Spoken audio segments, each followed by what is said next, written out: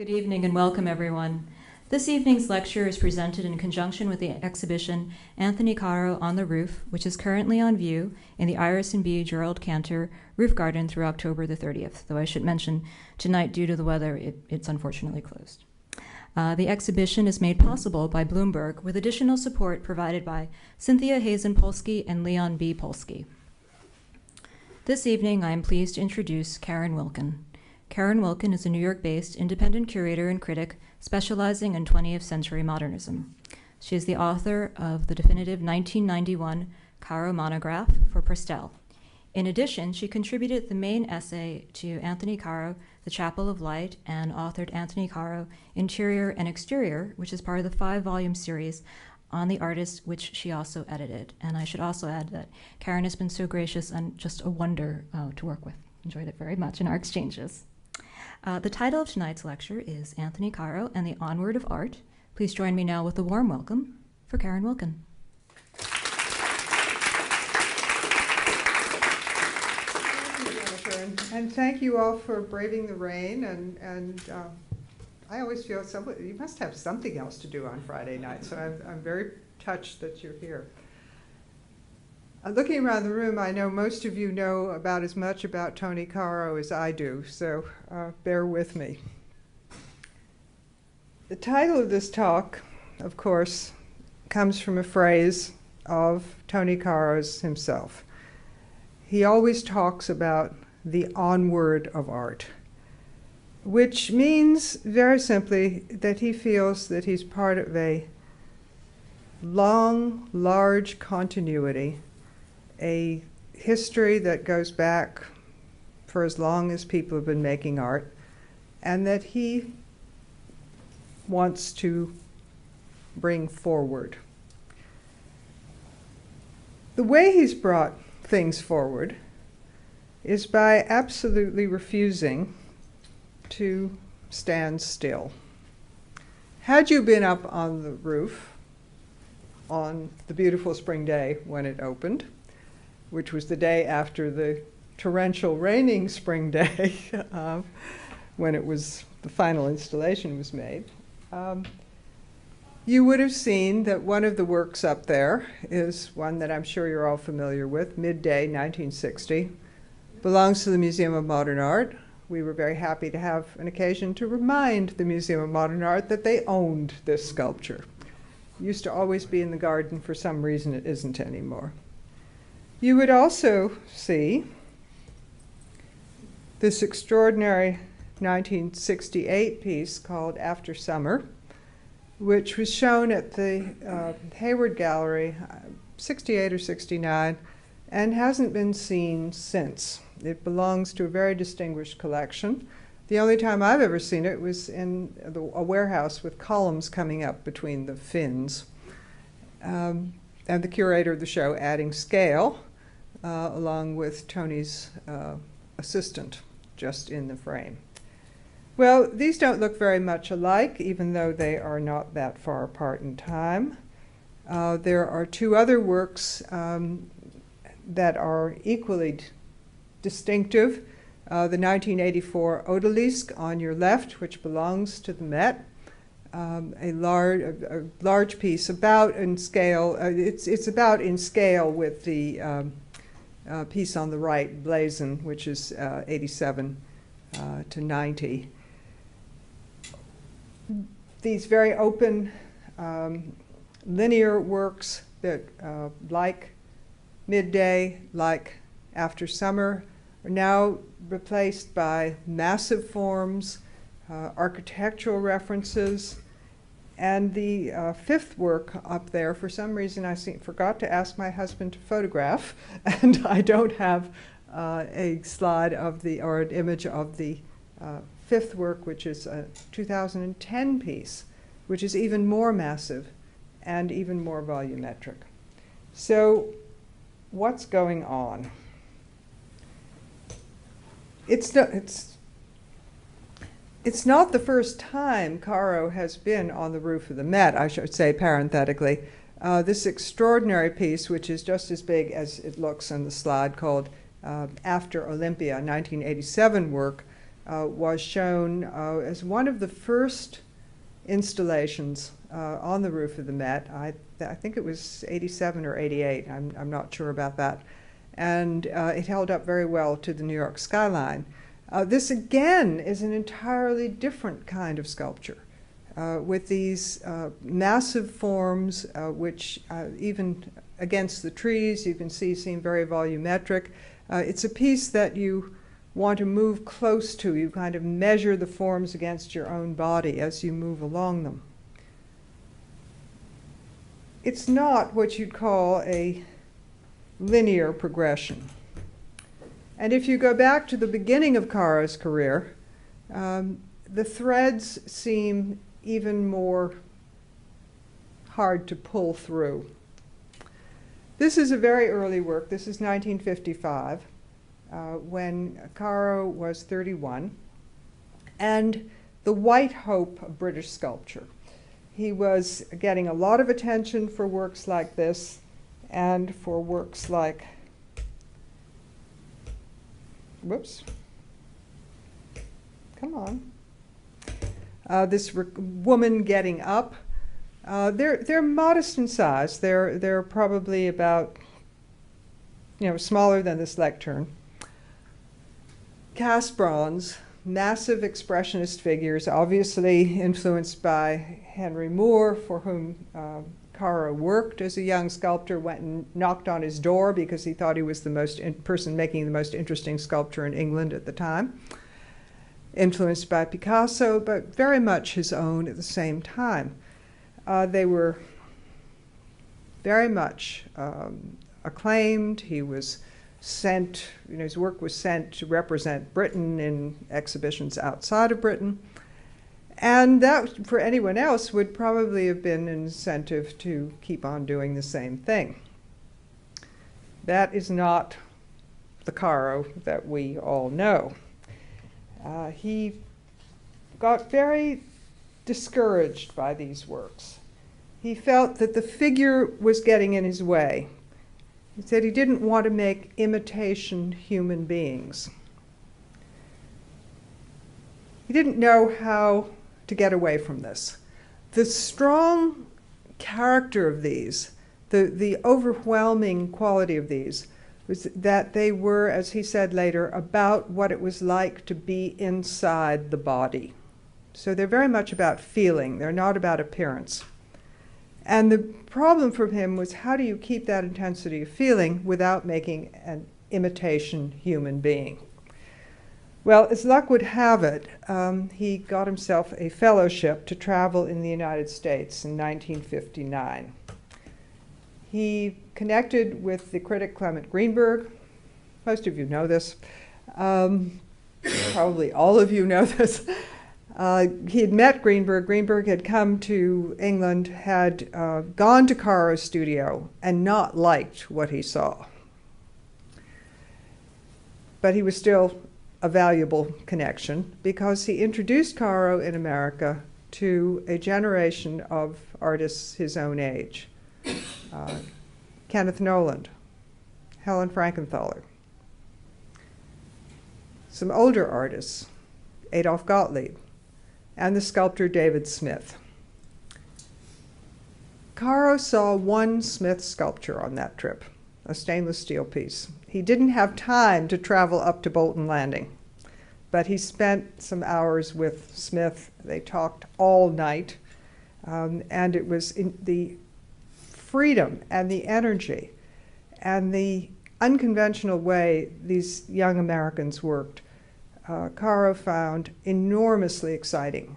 He didn't know if he liked Noland's paintings. Noland was painting circles at the time. He wasn't even sure they were paintings.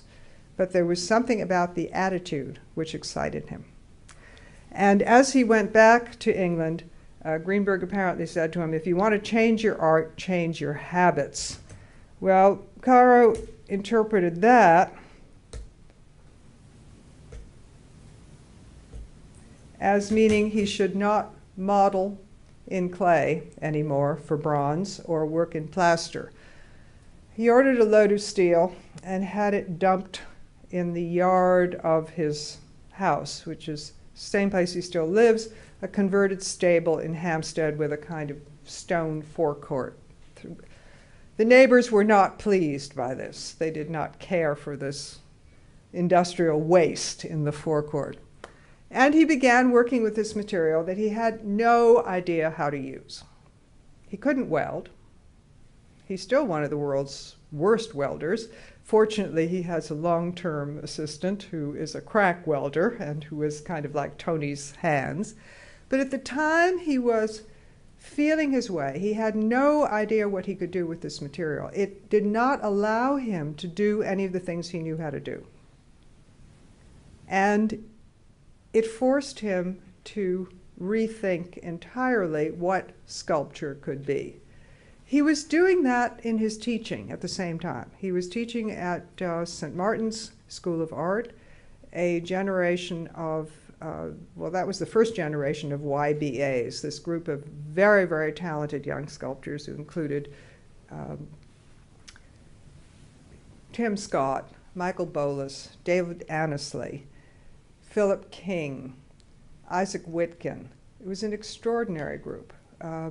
And his original thought was he's going to teach the same kind of how to make sculpture that he always did, and he'd do his experimental work at home. Well, he said that lasted 15 minutes. And then he began having the same kind of adventures with his students that he was having in the studio at home. Asking questions, what could sculpture be?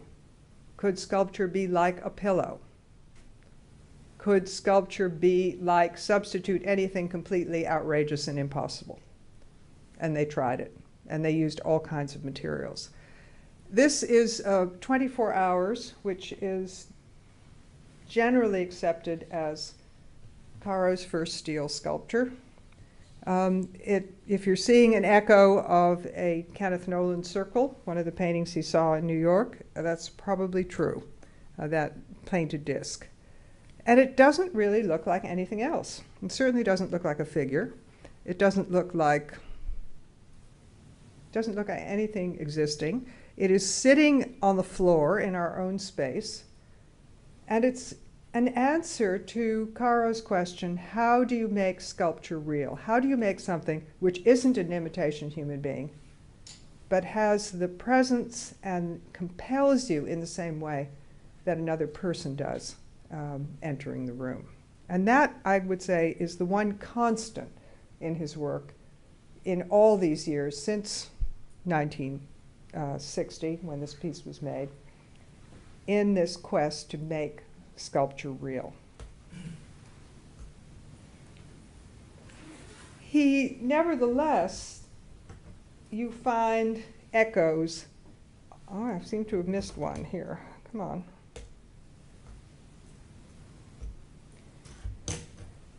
He's working with, as I say, industrial materials.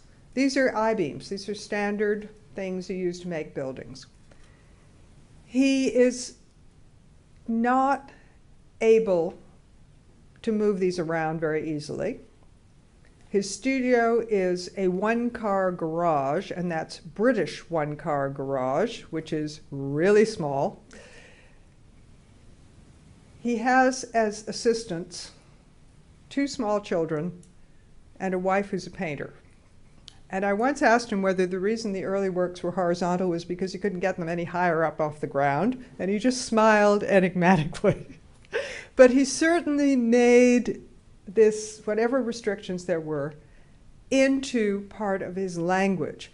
And this Sculpture 7, which is 1961, in a sense lays out everything that is part of his language in these early years. The industrial materials, the expression that comes from how things are placed, what's on top of what, how things touch, what projects, what's in front. I mean, and this extraordinary fugal play of things that are like and unlike, which very, very laborious to describe, very boring to describe, but you can see it for yourself. It's like Matisse's paintings, where you're constantly seeing things that rhyme, that are assonant, that reverse each other, that echo each other. Very boring to describe, extraordinary to look at. And that quality, I would argue, is in Caro right from the beginning. Michael Fried, who's one of the first people to write about these, he was living in London at the time, calls this Caro's syntax. And I think it's a very good description because it's all about these pieces of things, like words, like grammatical structure, how things are put together. Again, in our own space, not looking like anything we know, and forcing our attention by its otherness, its difference from anything we know. The color, it's a little bit off in this image, but the color is basic British industrial color. This is, you know, the colors that you use to say this is a gas line, this is an electric line, this is a what have you. And simply to disguise the fact that this is a raw industrial material. Sometimes he uses all one color. Color very much dependent on the advice of his painter wife. But there's still echoes of that feeling of what it's like to be in the body. I think we really experience these works through our experience of being in our own bodies, reaching, balancing, holding things up. Midday is, again, one of these early pieces which is clearly made of industrial material, bolted together, because, as I say, not what you'd call a welder. And again, you start looking at, when you get up on the roof, if it ever stops raining, if you take a good look at this piece. I know a lot of you have, probably everyone here has looked at it a lot, but it's constantly surprising because these pieces of I-beam just kind of wave at you and are arranged in a way that seems logical but unpredictable. And I would argue that that Caro is perhaps still thinking about the body in the way that he did when he made Woman Waking Up.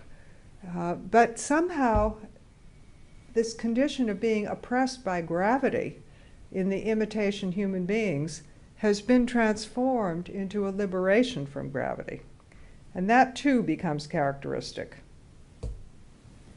Particularly in the next series of works that follows.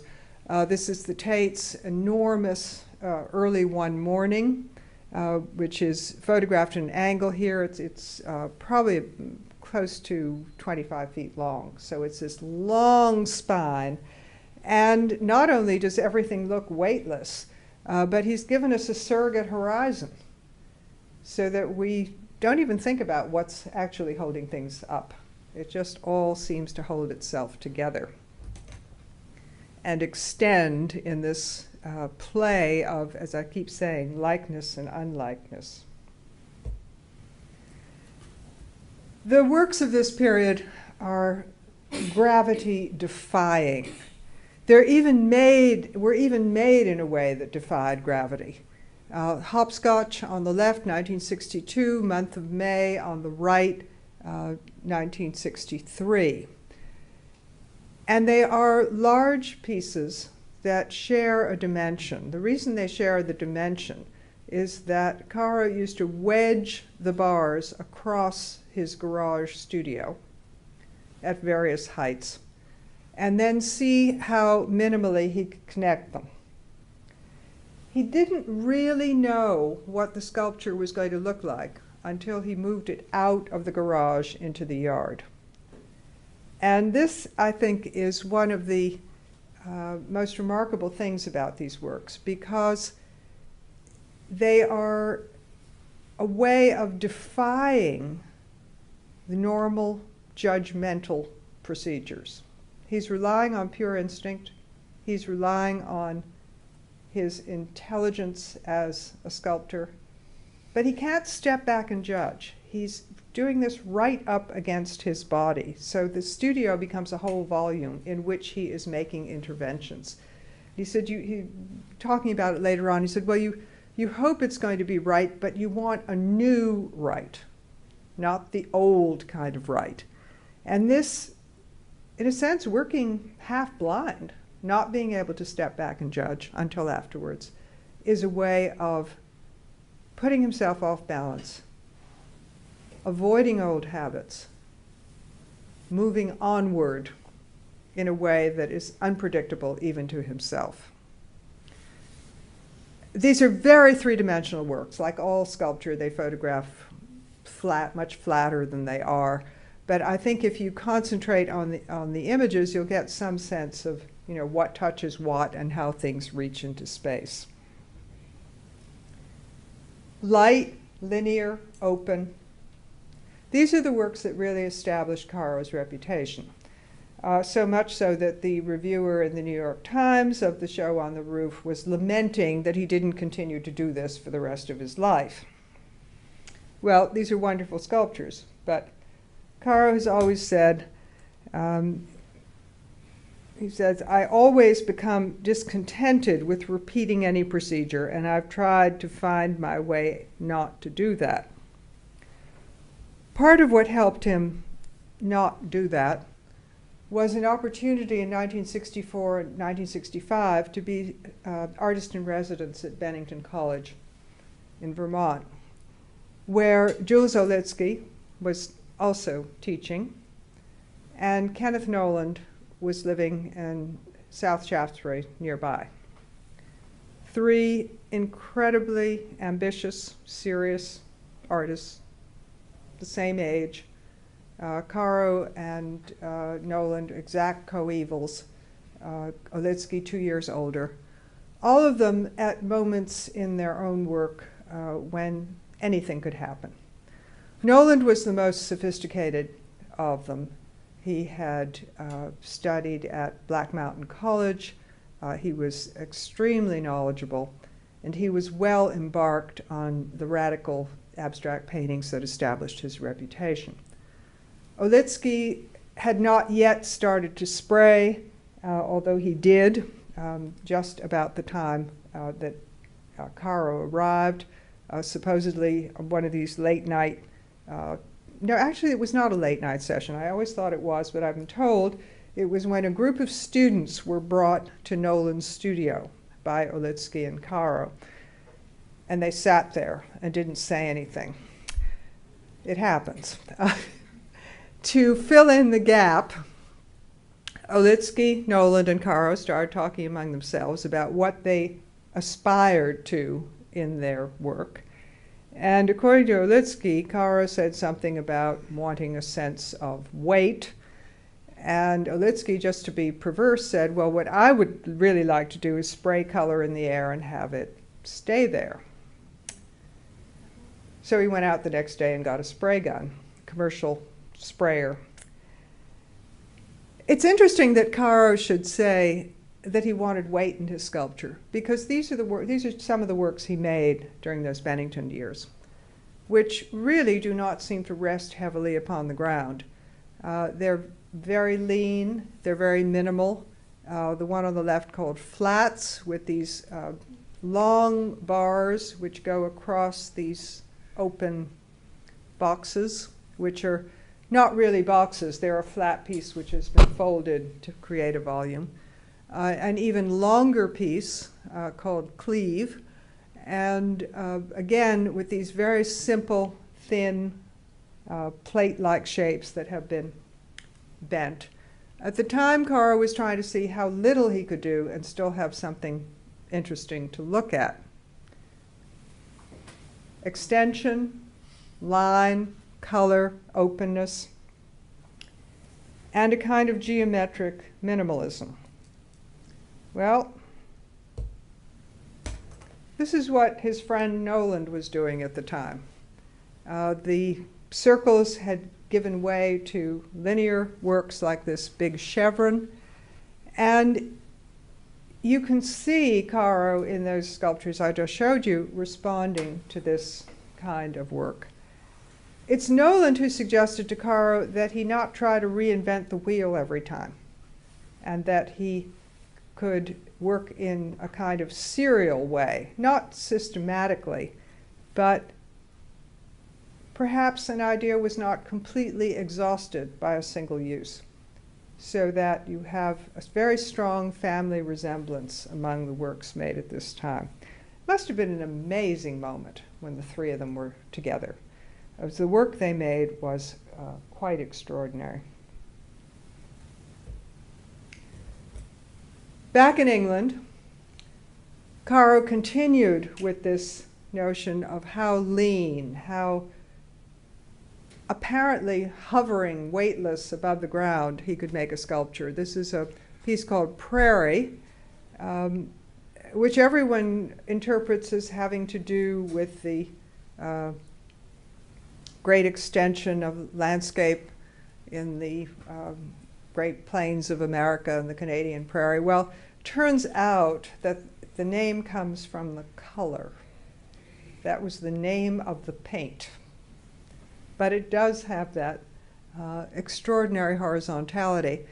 And even though if you spend some time with this, you can figure out what's holding up those horizontal bars, it still seems to completely defy gravity. They seem to float and hover. This is on long-term loan to the National Gallery in Washington, and with any luck, they're going to put it up one of these days. It hasn't been seen in a while. But this kind of sprawling, space-greedy, apparently weightless, hovering sculpture is what becomes Caro's language. This is what he becomes associated with. These pieces push you away. You have to get back to look at them. They claim their space. They often have barriers that keep you from getting too close, such as this piece called Source, where it literally has this horizontal, even when you move around it, you're not invited into that space. You need to keep your distance. And you're made to keep moving around it because of this expanded metal mesh, which opens and closes as you move around it, a plane that is both there and not there, that defines a piece of space but doesn't enclose it the way a traditional volume does. Well, okay, here's a firmly established language. Here is a kind of linear, open, weightless sculpture. And then what happens? In the 70s, Caro starts exploring other things, things that become prescient of the future. The piece on the left called Up Front, 1971, which belongs to the Detroit Institute of Arts. You may remember the red piece on the roof, Blazon, which has that same kind of balcony. He's playing with a kind of architectural reference. He's had a long relationship with architects. He taught at the Architectural Institute in London. He taught architects. One of the exercises he had the architects do in his class was make a volume, which they then suspended from the ceiling. They stood on a stool inside it and were rotated inside it. So the heads were in the volume. This idea of experiencing something made from a point of view that is completely unexpected. And some of Caro's best friends were architects, are architects. So the fact that you were sensing in the piece on the left a balcony, railing, enclosure is not surprising, except in the context of what we've seen. And yet, we're going to see much more of this. Even more surprising is the piece on the right, which the piece on the left is actually about as big as the one on the right. Through the miracle of PowerPoint, it looks much smaller, but you'll have to mentally enlarge it. The piece on the right is called Veduggio's Sun. Caro had a chance to work at an Italian steel plant.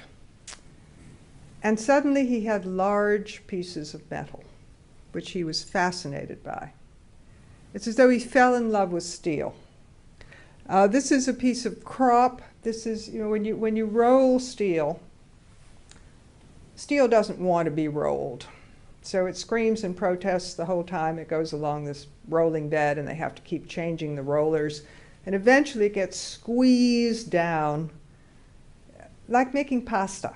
It's exactly like making pasta, only it's far less cooperative. And you get these soft edges, just as you do in pasta, which get cut off because if you're making a steel plate, you don't want a soft edge. Steel mills discard this, get thrown back, melted down again. Sculptors love them. And Caro had a lot of crop to work with. And it's as though he just, as I say, fell in love with his material, props it up, holds it up in front of him, presents it, doesn't paint it, allows the metal to be the metal. And it's nothing like what he's done before. It's vertical, it's confrontational, it kind of invites us in. You would think twice about walking under there, but there's a real sense of this is maybe an entry, that this doorway can open and close. He is completely reversing himself, and that turns out to be typical. It also turns out that he's thinking very hard about painting again. He is not looking at other sculptors. He is definitely looking at paintings of Helen Frankenthaler on the left and Jules Olitsky on the right, both of about the period of Verdugo-san, and that sense of the pool of color as a sheet of soft-edge steel. The interior shape of the Olitsky, this sprayed shape, is haunting the sculpture. It's not an accident. Caro has often said that he finds ways of solving problems, sculptural problems, through paintings, not through other sculptures. And that's something we're going to see again and again. It's a way of changing his habits. Sometimes sculpture does influence his sculpture. After Olympia is called After Olympia because it was made after a trip to Greece, which Caro had resisted doing because he didn't think he was interested in the classical tradition. Having had an academic Royal Academy schools training, he'd had as much classical sculpture to draw from as he ever wanted to experience. Thank you very much. But then he got to Olympia and was absolutely bowled over by the pediment on the Temple of Zeus, where Apollo stills the battle of centaurs and lapiths. And that is the origin of After Olympia, its pediment shape, its incremental volumetric forms. But more frequently, it's paintings. There are a whole series of works made over the years that are about paintings that Caro is fascinated by and puzzled by. He doesn't work with a reproduction. He works from his memory of the piece. So you can have some fun figuring out, well, just what caught his eye, what stayed in his mind. And you discover that the still life in the foreground has been a very, very dominant element. It becomes that big curving shape. The man's gesture, the reaching out, and of course the folded nude. But it's all been turned into Caro's own language and spilling off the edge of a surface, which many of his tabletop pieces do. Sometimes it's really deliberate. He was invited in 1977 to lead a workshop in northern Saskatchewan in the middle of nowhere. He knew that he would not have access to the usual materials that he was working. This is the period when he was working on the Verdugo pieces with the large Italian steel. He also was working in Canada on a group of pieces called the York pieces, with even larger pieces from a Canadian steel mill, and for the first time, crane and lots of assistants. Those are all vertical, very confrontational pieces. But at Emma Lake, Saskatchewan, he wasn't going to have any of that, so all light pieces, and he decided quite deliberately that he was going to think about Picasso and think about Picasso's drawings and the great monument to Guillaume Apollinaire, that kind of very linear open sculpture. There's a whole series of the Emma Lake pieces. This is one called Emma Landing. They're large. They're, maybe 8 or 10 feet. And they are both Picassoid and very Caro-esque, informed by his understanding of Picasso, but turned into his own kind of open language. Even works that seem to have nothing to do with paintings often turn out to have that. A tabletop piece called The Mosque, which is 1970, and a much larger piece called Moroccans, which is ceramic and steel and wood, these kind of strange still life pieces, turn out to be both homages to one of Caro's favorite paintings, the Moroccans, 1916 at Moma. And what fascinates him is that little marabouts and the balcony on the upper left, where he translates these flat forms into fully three-dimensional forms, keeping the mood of the painting, but not in any literal way. And if you want to have some fun, when you go to the de Kooning show, keep these in mind, because there's a 1927 de Kooning still life, which is inspired by his first sight of Moroccans when it was shown at the Valentine Gallery. And interestingly enough, de Kooning goes for the arches and the melons and turns them into a tabletop as well. Someday we need to get all three of those together.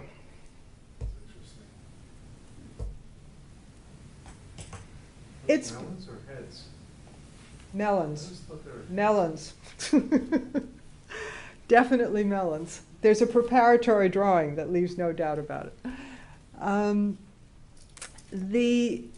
This device of responding to often old master art is something that Caro has been doing regularly as a way of moving onward. It both expresses his connection to the art of the past and moves his own work into a place that it hasn't been before. This is a series called the Arena Pieces, and they're all, I guess, about this big, combining wood, steel, polychromy, based on Giotto, the Arena Chapel.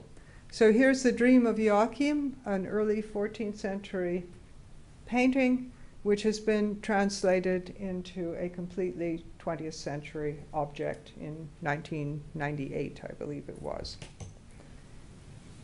Distilling the thing that we all know about Giotto, which is the weight and the mass of his figures, into this angle-tipped block of wood. That old sense of what it's like to be in the body has been turned into this abstracted form. Knowing this about Caro, the director of the National Gallery asked him and a number of other artists to pick works in the National Gallery from which they would make work. Caro picked this painting, the National Gallery, London, that is, this 1888 Van Gogh painting of his chair, and made a whole series of works, which these are two of them. Again, relatively small, about under a meter high, combining steel, slabs of stoneware. I don't think these have any wood with them. He's been working with a ceramist in the south of France who also worked with Miro and Picasso, who's invented some miraculous kind of stoneware. He's got a mix that allows him to make these enormous chunks of it that don't explode in the kiln, like this thing on the seat. And it's as though he is writing a theme and series of variations on a theme. The seatness of this chair, the four-squareness, the way it tips against the room in which it sits, become abstract elements that are recombined in completely new ways. If you didn't know about the chair connection, I don't think it would necessarily come to mind. They're completely satisfying in terms of their sculptural identity. But they have been provoked by a two-dimensional object. And that translation is something that Caro seems to find very provocative and very, very exciting. The director of the National Gallery was so entranced with Caro's table pieces, chair pieces, that he invited him to pick another painting in the National Gallery. In this case, a Duccio Annunciation of 1308, tiny little painting. And that became a series of something like 8 or 9 pieces, the Duccio variations. The fascinating thing is that the figures aren't there at all. It's the fictive architecture of the painting, the way the space seems to fold and create volumes that are slightly irrational, that fascinated Caro. One of them has a small vessel-like round sliced form that sits on the horizontal as a kind of memory of the bowl of lilies, or maybe of that curve of the Virgin's robe. But they are as though the Duccio has been emptied out and only the thing that defines the space is left. What I've been hinting at is the next big change in Caro's work. After avoiding many things, he had a series of sort of mental rules that he had made about what a sculpture can be if it's going to be real. Of course, he says you make your rules and then you break them. But one of the things that he had consistently avoided was enclosed volume. He may have hinted at it. He may have suggested it. If you remember the source, the work with the mesh part, where he appeared to be making an enclosure. But they were always transparent. They were always fictive in a way. Suddenly he started making works that were about literal enclosure, such as this astonishing piece, which is about the size of a very large pool table or a grand piano, 2 views of Night and Dreams. It's just high enough that you can't quite see down into it. There's this incredibly potent suggestion that there's something going on inside. Something is contained. But we can't enter and we can't even see. And this is something that becomes characteristic of a large series of works through the 80s and 90s. It's as though he has completely reversed his notion of what a sculpture can be. Open, linear, weightless, polychrome, all of the things that were associated with the works that establish his reputation have been ignored. Something else is fascinating him. And you keep moving around this, you keep getting clues, there's something going on. It's like some kind of shrine, it's like some arcane game. You don't quite know, but you can't stop looking at it. This blocking off becomes an ongoing theme, and in some cases becomes so extreme. There's a piece called Requiem, which is like the pedestal of a funeral monument with no monument on it. You keep walking around it, hoping there's some way in, and there never is. Another work in this series called First Light, similarly, you have this sense of enormous mass, of containment, of presence, of displacement of space. And yet, as you move around it, you're constantly encountering these blank sides.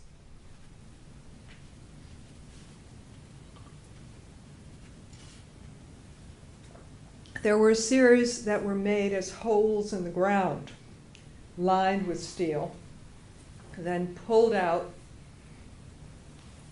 He was going to put them back in the holes, and then he decided that they looked more interesting when they were out.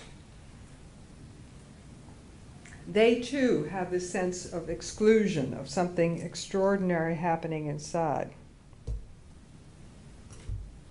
A series in brass, also very large, sort of about maybe 7 feet high. This is two views of the same piece, where you have some slots that you can see through, but then you feel if you could move around, maybe you could see into this volume. You never can. So there's a huge sense of interior represented by the exterior, an interior that you can never really penetrate. And that's new. That's Caro moving 180 degrees away from everything we associated with him. It turns out you can go back and find intimations of this, like the Detroit piece and many others even earlier. But he's moved so far away from those early intimations that you have the kind of multiplicity that's on the roof. This is another piece of this series called, the previous one was called Caliph's Garden. This one is called Elephant Palace. Well, the next logical step is to contain sculptures that you can actually enter. And what has also become more and more interesting to Caro is large scale. Part of that is for a while he had a very wonderful studio and living quarters in upstate New York. He was spending a lot of time here. And for the first time, he had a studio with a 40-foot ceiling and a hoist. He originally was going to put a halfway 20-foot ceiling in there, so he'd have 2 stories. And his architect said, try it, see if you like it. He liked it. He began to work in a way that he hadn't before, using vertical structures. And he's now become, in the last 10 years, more and more absorbed by works that physically can be entered. This was the first of them. It was installed at the Henry Moore Studios in Dean Clough near Leeds, and was made specifically for this Victorian carpet mill, which had a row of columns down the middle of a big space with windows on one side. And it's a series of pleated structures that are irregular. You think you get it, and then you discover that they're torqued in a very particular way and that the steps are not equal. So they fan out on either side of the columns, and you could either walk along the outside or you could thread your way through. And you found you were walking in a very formal kind of way as you threaded your way through. There was a related structure built of old railroad ties, which was a kind of dark version of this, very enclosed, stacked in a way that echoed the steps of this, but created a space that was very dark and narrow, and you only got some light as you came out.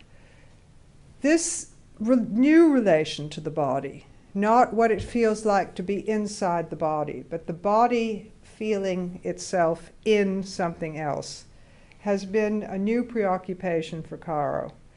It's not the only thing he's been doing. He's been making small-scale sculptures as well, which he does really obsessively when his studio is completely filled with large sculptures and his assistants are welding them together. He has to do something, so he goes and makes small sculptures. But the ongoing thread is this large scale, this almost architectural scale. And if all goes well, we're going to have a chance to see something very remarkable, if not this year, a year from now, or rather, if not this spring, the following spring. This is Caro's response to the Park Avenue Mall's projects. instead of putting things at the ends of the malls, this is, I believe, the 61st to 62nd Street northern end of what will be a three-part construction of massive steel, galvanized steel. There'll be some color in them, we think. Structures that embrace the whole block, have special events at each end that you can see through, and will become something of a scale that relates to the whole space contained by the buildings on either side of Park Avenue. There's even a kind of echo of the fact that there's a railroad underneath, this kind of trestle language. The rhythm is such that cars driving by will have one sense of it. People walking by will have another sense of it. As I said, when you cross the street, you see through these kind of gateway entrances. And there's never been anything like it. So it should be extremely exciting. And it will change, I think, the definition of public scale sculpture in this city for a while. Won't just be giant roses. Those are two scale steel quarter size versions that are being worked on so that all the engineering can be made when they're made full scale. And Caro being Caro, those have already been translated into something else. He's not content with having models around. He likes working full scale. So having these three enormous steel structures in the studio, this is the yard outside the studio, which is no longer in a one-car garage in Hampstead, but in a former piano factory in Camden Town. These have now been cannibalized, cut up, repurposed, and are turning into another kind of freestanding sculpture, quite unlike what he's been doing up to now, that are dealing with this relationship to the body in yet another way. Well, this is a very rapid and very spotty overview. But it fills in some of the gaps between what's up on the roof, and it also, I hope, gives you an idea that this is one of the most remarkable artists of our time, or possibly of any time, someone who absolutely refuses to stand still, who constantly reinvents himself in his pursuit of the onward of art. Thank you.